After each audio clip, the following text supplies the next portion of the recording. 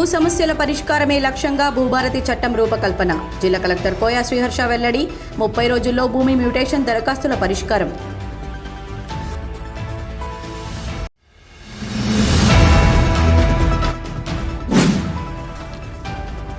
ప్రజలకు ఇచ్చిన హామీలను నెరవేర్చిన తర్వాతనే కాంగ్రెస్ పార్టీ స్థానిక సంస్థల ఎన్నికల్లో ఓటు అడగాలి.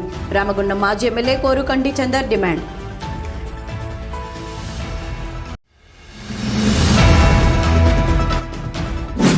కాంగ్రెస్ పార్టీ అధినాయకులు సోనియా గాంధీ, రాహుల్ గాంధీపై బీజేపీ ప్రభుత్వం అక్రమ కేసులను మోపడాన్ని నిరసిస్తూ గోదావరికని చౌరస్తాలో నిరసన చేపట్టిన కాంగ్రెస్ పార్టీ శ్రేణులు.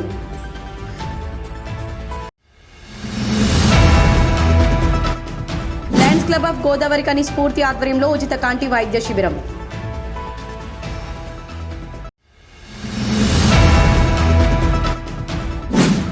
ప్రభుత్వ పాఠశాలలో చదివే విద్యార్థులకు మెరుగైన విద్యాబోధన అందించేందుకు కృషి చేయాలని జిల్లా కలెక్టర్ కోయా శ్రీహర్ష ఆదేశించారు.